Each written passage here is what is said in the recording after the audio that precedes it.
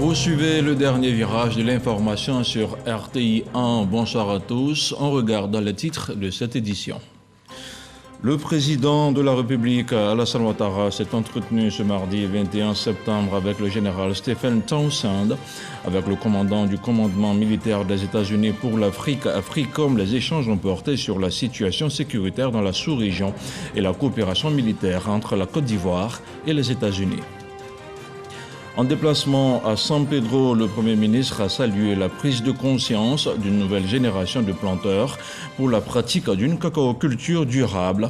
À terme, l'agroforesterie permettra d'éliminer la déforestation tout en participant à la reconstitution de couverts forestiers ivoiriens.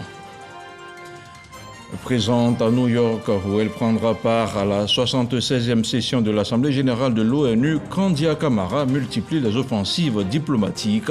Lors de l'inauguration de la chancellerie turque, la ministre a présenté les potentialités économiques de la Côte d'Ivoire. Voilà pour les titres. Merci de regarder RTI 1 au palais de la présidence de la République. Le chef de l'État s'est entretenu ce mardi avec le général Stephen Townsend, le commandant d'AFRICOM. Le président Alassane Ouattara et son hôte ont parlé de sujets d'intérêt commun, notamment la situation sécuritaire dans la sous-région et la coopération militaire entre la Côte d'Ivoire et les États-Unis. Le point de la rencontre avec Jérôme Kofi Abola.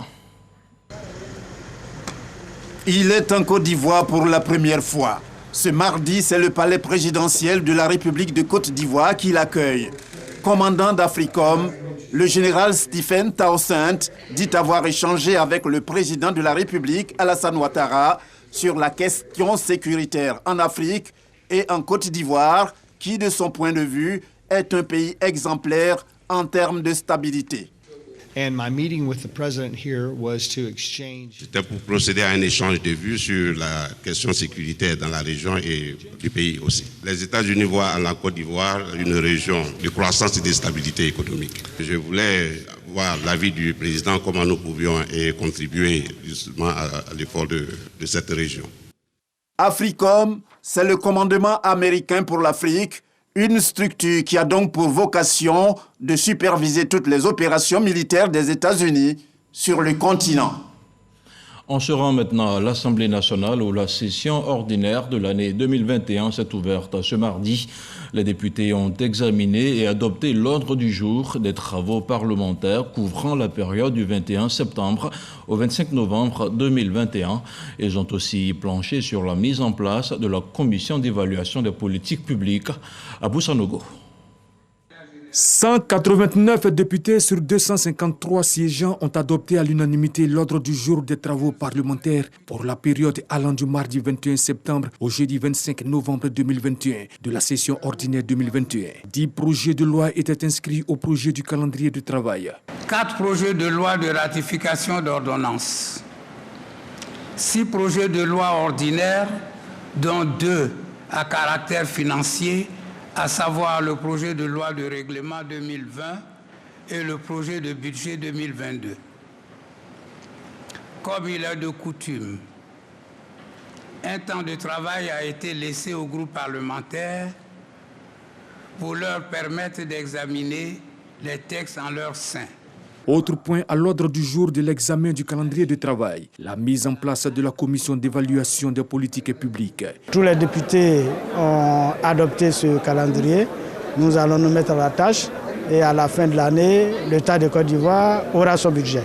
Cette commission nous permettra véritablement de voir l'impact des différentes lois que nous prenons à l'Assemblée nationale sur nos concitoyens. Nous allons nous remettre encore au travail pour que tous ces projets de loi soient donc adoptés pour permettre au président de la République de continuer donc la bonne marche de notre pays. Il y a 14 jours au groupe parlementaire pour travailler sur tout ce qui est projet de loi et à partir du 2 octobre, nous aurons à travailler dans les différentes commissions. Cette session ordinaire fait suite à la réunion de la conférence des présidents qui s'est tenue le jeudi 16 septembre 2021 à l'effet de proposer à l'Assemblée nationale un projet d'ordre du jour des travaux parlementaires pour la période allant du mardi 21 septembre au mardi 30 novembre 2021. On reste à l'hémicycle où le président du Parlement recevait cet après-midi l'ambassadeur de la République de Corée. L'amitié ivoiro-coréenne était au cœur des échanges. Les deux personnalités ont aussi parlé de l'inauguration du centre Alassane Ouattara. Lee Sangoro-Iwolo a aussi annoncé à Amadou Soumaoro l'arrivée prochaine en Côte d'Ivoire du chef du Parlement sud-coréen. Le diplomate s'est aussi félicité de l'excellence des relations entre nos deux pays. Fin de la visite à San Pedro pour le Premier ministre qui a procédé au lancement des travaux de la route côtière. En marge de cette activité, Patrick Achi a aussi visité des plantations. Le chef de gouvernement est allé toucher du doigt les réalités des agriculteurs en matière d'agroforesterie. On en parle avec Sidonie Davila. Le Premier ministre, Patrick Achi, a ôté sa veste pour une visite dans les plantations de Golikro à San Pedro. En compagnie de ses collaborateurs, il a bravé les chemins tortueux des champs pour accéder à la plantation de Angayao Guy Bernardo. Ce jeune appartient à la nouvelle génération de planteurs engagés dans l'agroforesterie. Dans sa plantation, cacao, arbres et bien d'autres cultures sont en pleine cohabitation. Je travaille en collaboration avec la NADE et puis le Conseil Café Cacao. L'agroforesterie, vraiment, c'est une aubaine pour moi. Parce qu'à la longue, ça va freiner un peu la déforestation et puis avancer un peu la pluviométrie. Angagui pratique l'agroforesterie depuis 2014. 7 ans après, les résultats palpables sont présentés à la tutelle et au Premier ministre. Ça permet aux populations aussi de savoir que désormais, il y a des contraintes liées à la commercialisation de leur cacao. Il y a le problème de couvert forestier que nous réglons. Vous avez vu aussi qu'à l'intérieur, il y a des bananes qui permettent d'atténuer un peu la chaleur qui est due. Et je crois que le Premier ministre, en venant ici, nous encourage à continuer davantage. Il y a près de 10 millions d'arbres qui vont être plantés dans les plantations de cacaoyers. Des plantations comme celle de ce jeune agriculteur, il y en a plusieurs dans la zone. Le Premier ministre a fait le tour de quelques-unes. Patrick Achi est plus que satisfait de rencontrer ce qu'il nomme la génération consciente de planteurs. Ce qui m'a marqué, c'est le niveau de prise de conscience.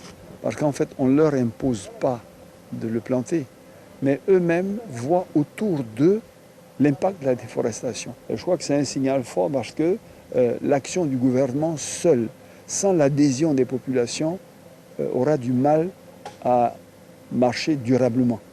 Mais voir qu'au-delà du gouvernement, les jeunes de la nouvelle génération donc de planteurs sont eux-mêmes déjà conscients des conséquences et de l'impact de la détérioration de l'environnement et que ces jeunes-là servent d'exemple.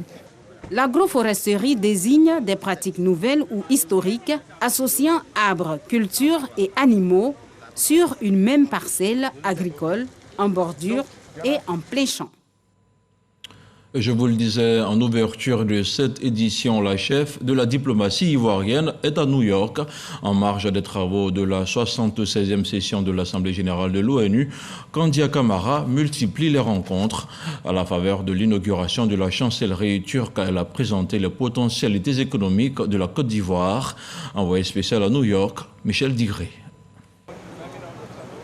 Inauguration de la chancellerie turque à New York, l'événement est majeur et c'est le président Recep Tayyip Erdogan qui a tenu à couper le ruban. Parmi les convives, la ministre des Affaires étrangères de Côte d'Ivoire. Nous avons été invités pour représenter le président de la République qui était lui l'invité spécial de son homologue, le président Erdogan, qui il y a quelques années de cela a organisé une visite en Côte d'Ivoire en compagnie de son épouse et d'une forte délégation. Kandia Camara saisit cette tribune pour lancer l'offensive diplomatique. À chaque interlocuteur, la ministre présente les atouts de la Côte d'Ivoire et les opportunités d'investissement. En attendant la déclaration qu'elle fera ce 27 septembre au perchoir de l'Assemblée générale de l'ONU. Nous aurons l'occasion d'intervenir à la tribune des Nations Unies pour porter le message du chef de l'État, son Excellence Alassane Ouattara. Parler de la situation de la Côte d'Ivoire des progrès réalisés dans différents domaines, mais surtout parler de l'avenir, donc annoncer les perspectives qui sont prometteuses, aussi bien pour la population que pour notre beau pays. En marge des travaux de cette 76e session, Kandia Camara multiplie les audiences. Nous avons eu l'honneur de recevoir le ministre des Affaires étrangères des Émirats arabes unis. Il a encore une fois réaffirmé la volonté de son pays d'accompagner la Côte d'Ivoire dans le progrès et le développement. Le ministre des Affaires étrangères des Émirats arabes unis était récemment en Côte d'Ivoire pour donner un coup d'accélérateur aux relations bilatérales entre les deux pays. Retour à Abidjan avec le programme d'appui à la compétitivité et à l'intégration régionale qui a été lancé par le ministre Alcide Djedje. Le PASSIR 2 permettra d'améliorer le climat des affaires au niveau national et régional. Une cérémonie de lancement en présence de l'ambassadeur de l'Union européenne en Côte d'Ivoire, Alec Lavry, avec le commentaire de Moussa Konaté. Le programme d'appui à la compétitivité et l'intégration régionale est une initiative de l'Union européenne mise en œuvre en Côte d'Ivoire. Il vise l'amélioration de l'environnement des affaires, l'accompagnement des très petites et moyennes entreprises et la facilitation des échanges. Après une première phase d'exécution de 2010 à 2015, la phase 2 du PASSIR vise l'intégration des pays de la CEDEAO dans le régime des échanges régionaux et internationaux. La Côte d'Ivoire à plusieurs reprises été déclaré le pays avec le plus grand potentiel d'investissement en Afrique. En tant que premier partenaire, on voudrait bien accompagner la Côte d'Ivoire à réaliser ses potentiels. Pour la Côte d'Ivoire, le PASSIR 2 va contribuer à l'amélioration de la compétitivité du secteur privé et soutenir le pays dans le commerce sous-régional et mondial. Le ministre chargé de l'intégration africaine se félicite de ce partenariat. Ce partenariat doit être un partenariat exemplaire. Il doit montrer aux autres pays de la CEDEAO, de la sous-région, qui n'ont pas encore fait le pas, que la Côte d'Ivoire qui a fait le pas est prospère et voyez comment notre coopération avec la Côte d'Ivoire marche bien. Donc venez nous rejoindre. La phase 2 du PASSIR en Côte d'Ivoire est financée par l'Union européenne à plus de 5 milliards de francs CFA. On parle maintenant de santé avec notamment le point de la situation de la Covid-19 dans quelques instants.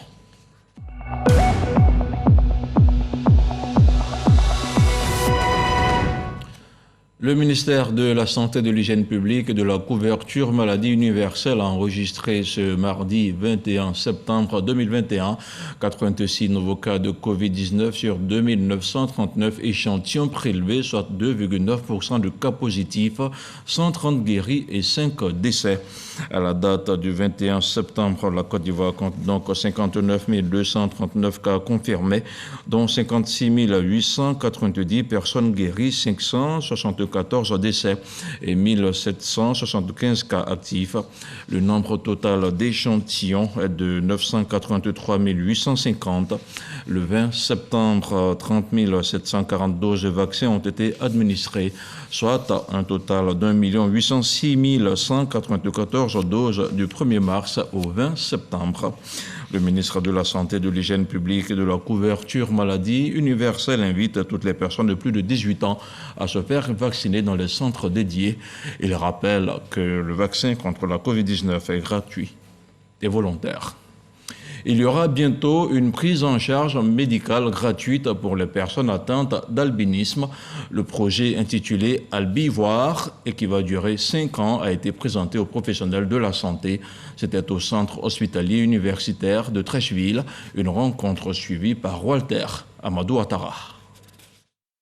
Offrir une prise en charge dermatologique et ophtalmologique aux personnes atteintes d'albinisme en Côte d'Ivoire. C'est l'une des raisons fondamentales du projet Albivoir. Ce projet est présenté ici à la salle de conférence du centre hospitalier universitaire CHU de Treichville. Ce projet, parce que vraiment les problèmes liés à l'albinisme sont nombreux, notamment les problèmes de peau et de vue.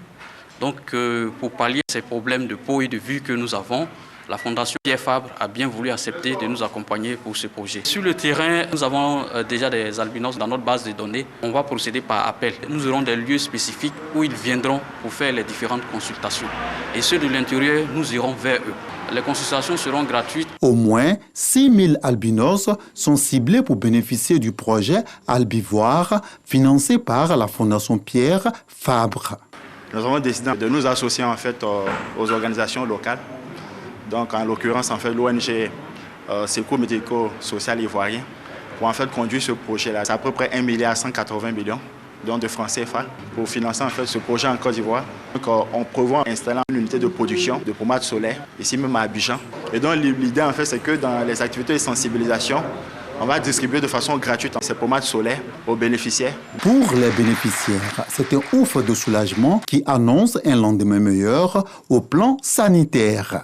Dans l'année, moi particulièrement, je fais au moins 2 consultations en ophtalmo. La consultation coûte 15 000 francs. Moi, les verres que je porte actuellement, je l'ai eu à 200 000 francs. En dermato, les crèmes vraiment coûtent cher. Une petite crème, ils vont te parler de 20 000, 25 000 francs pour une crème solaire. Donc c'est très difficile, mais on essaie d'utiliser des pommades pour pouvoir vraiment nous protéger comme on peut. La venue de ce projet est une grande satisfaction pour les personnes atteintes d'albinisme ainsi que leurs parents. Je tiens à dire merci aux bailleurs de ce projet. Le projet Albivoir va s'étendre sur 5 années et concerne 10 régions du pays.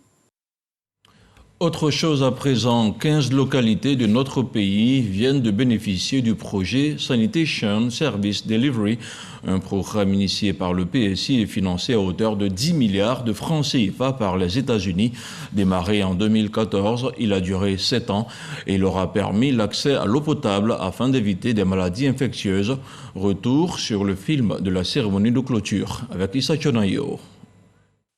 D'ici à 2030, la Côte d'Ivoire ambitionne de permettre aux populations d'avoir entièrement accès à l'eau et un cadre décent au niveau de l'assainissement. Les États-Unis, en vue d'aider le pays à atteindre cet objectif, ont financé un projet sur 7 ans piloté par PSI, Programme Service International.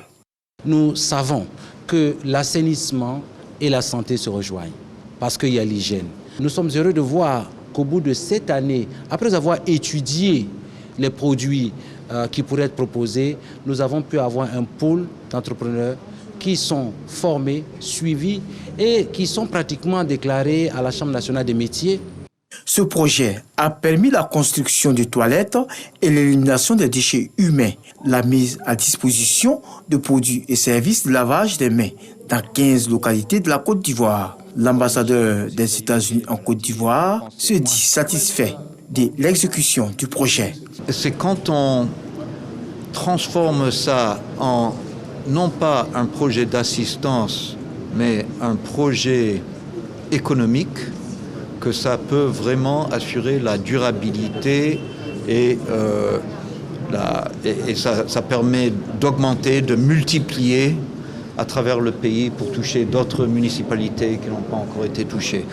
Le ministre de l'Assainissement et de la Salubrité a salué l'implication des États-Unis dans la mise en œuvre de ce projet dénommé Sanitation Service Delivery ou prestation de services d'assainissement. Ce projet est bienvenu. Il a permis de sensibiliser les populations. Il a permis de construire des latrines. Surtout, il a permis à constituer un marché du secteur privé, comme on l'a dit, de très petites entreprises capables de construire des latrines à moindre coût. Ces entrepreneurs-là, on leur a appris également à gérer une petite entreprise. Tout cela, c'est ça qui ça va poser les bases, n'est-ce pas, de la pérennité des actions qui ont été engagées dans le cadre de ce projet. Financé à hauteur de 10 milliards de francs CFA, ce projet qui vient de s'achever va connaître un suivi, selon l'ambassadeur des États-Unis en Côte d'Ivoire. Et on parle maintenant de développement. Dans 18 mois, la commune de Bingerville sera dotée d'un nouveau grand marché. Un marché dont la capacité d'accueil est estimée à environ 3000 commerçants. L'infrastructure moderne et adaptée aux réalités du moment va coûter au moins 4 milliards de francs CFA au conseil communal. Un ouvrage dont la réalisation fait grincer les dents. En effet, certains commerçants avaient refusé de quitter l'ancien site qui leur servait de marché marché des commerçants dégagés de force par les autorités municipales. C'est un reportage de Walter Amadou Ouattara. Mise en service il y a plus d'une quarantaine d'années, certaines structures du Grand Marché de Bingerville menaçaient de s'effondrer selon des commerçants. Je suis sous l'étage. Donc l'étage était vraiment très même vilain à voir. Parce que les bois là, tout est pourri et tous les caniveaux du marché étaient bouchés. Relativement à l'ambition d'offrir un cadre de commerce moderne et modèle digne de Bingerville, le premier magistrat de cette commune a initié des rencontres avec les représentants des usagers de ce marché. Cela dans le but de leur expliquer les dangers auxquels ils sont exposés et convenir avec eux d'une date de départ du lieu à risque pour un site temporaire. Dans le mois de juin, il y a eu un délai de 45 jours où tous les syndicats et le comité de gestion étaient informés. C'est là que nous, on allait voir le maire pour dire les 45 jours, ça n'allait pas arranger les choses, mais qu'il nous laisse le temps de mieux s'organiser. Face aux points de vue opposés et aux différents délais de départ non respectés, un arrêté municipal a permis le démarrage des travaux de démolition de l'Est-Grand Marché le lundi 13 septembre dernier. Les syndicats nous ont dit de ne pas bouger, qu'ils ne vont pas casser le marché. Ils sont en train de négocier pour qu'on reste. On est resté jusqu'à... Moi, je suis resté à la maison, mais puis on m'a appelé, ah, mais le marché est en train de casser, tu fais comment tes barrages? À 07h, la démolition a commencé. Au début, il y avait des commerçants qui n'avaient pas fini d'enlever les bagages. Et on les a aidés à pouvoir enlever les bagages. Et c'est là que la démolition a commencé. Jusque-là, depuis lundi, il n'y a pas eu d'opposition. Tout s'est correctement bien passé. Pendant ce temps, la majorité des commerçants, y compris les réfractaires au départ, ont rejoint le nouveau site situé à quelques encablures de l'Est-Grand Marché. Moi, j'ai fait témoigner des premiers jours où on est venu ici. Toutes les femmes, il n'y a pas un qui est sorti à un bacal. Bacal, c'est là, tout est fini. Mes jours. Il y a trop de potopoto. Nous, on voudrait que vous arrangez un peu. Sinon, si vous arrangez, ça nous arrange. Voilà, sinon on est content d'être ici. En attendant, le député maire de Bingerville, Youssouf Doumbia, se veut rassurant. Bingerville est en train d'évoluer. Donc il est important aujourd'hui pour Bingerville quand même de renouveler ses édifices. Le nouveau marché normalement doit abriter près de 3000 personnes. On aura autour de 850 hectares et 700 magasins et d'autres choses qui feront de ce marché un marché très moderne, très moderne. Mais je rassure tout le monde pour dire que ce marché n'est pas un marché de ceux qui sont d'Abidjan. C'est un marché des femmes et des hommes de Bingerville. Le nouveau marché sera livré dans 18 mois avec l'occupation d'une superficie de 2 hectares, 600 mètres carrés qui va accueillir toutes les commodités. On a 4 types de construction à l'intérieur. On a des magasins de type mezzanine qui fait une superficie par magasin de 18 mètres carrés, des box, des étals avec une charpente métallique. Donc avec cela aussi, on a des commodités comme les toilettes, on a une administration, on aura aussi également une infirmerie. Tout ceci grâce à un financement BOT modèle utilisé dans les partenariats publics-privés. Le futur grand marché de Bingerville sera donc rétrocédé à la commune après une dizaine d'années d'exploitation par le promoteur des travaux. Et on parle maintenant de cohésion sociale. Le tournoi du Vivre Ensemble, doté du trophée Raymond Goudou Kofi, s'est tenu récemment dans la région de Tumodi. Et c'est le village de Nguessan Bakro, dans la sous-préfecture de Kokumbo, qui a abrité la finale. Une finale suivie par plusieurs membres du gouvernement, lesquels ont appelé à l'union et à l'unité des jeunes. Léon Pro. Stade de Maracana de Nguessan Bakro, sous-préfecture de Kokumbo. Dans la tribune officielle, 6 membres du gouvernement, le corps préfectoral et la chefferie traditionnelle, tous spectateurs de la finale du tournoi de Vivre Ensemble. Face à Laourebo, Akroukro remporte le trophée Dr Raymond Goudou Kofi. Je ne tiens qu'à remercier les organisateurs parce que cette victoire aujourd'hui va permettre à la jeunesse d'Akroukro de se gagner un peu. Le football, c'est ça. Malgré ma défaite, je suis engagé à la réconciliation. Cet esprit fair play, le tournoi de Vivre Ensemble en aura été l'expression pour les 16 villages en compétition. La preuve selon l'initiatrice et le parrain qu'après les douloureux événements électoraux de 2020, la réconciliation entre jeunes de Tumodi est possible. Je vis les événements malheureux qui se sont passés à Toumoudi, nous n'avons pas eu l'opportunité de nous retrouver avec notre jeunesse. Et c'est à travers ce tournoi, c'est le démarrage pour une meilleure cohésion, c'est le démarrage pour une nouvelle jeunesse.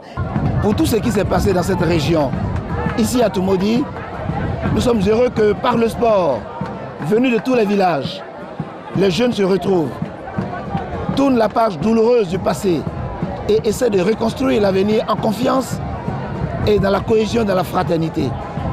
C'est ce que nous avons vu ici et que nous saluons. Toutefois, le ministre de la Promotion de la Jeunesse exhorte à consolider cette paix retrouvée, indiquant au nom de ses collègues la paix durable comme condition du développement, donc de l'autonomisation et de l'épanouissement des jeunes.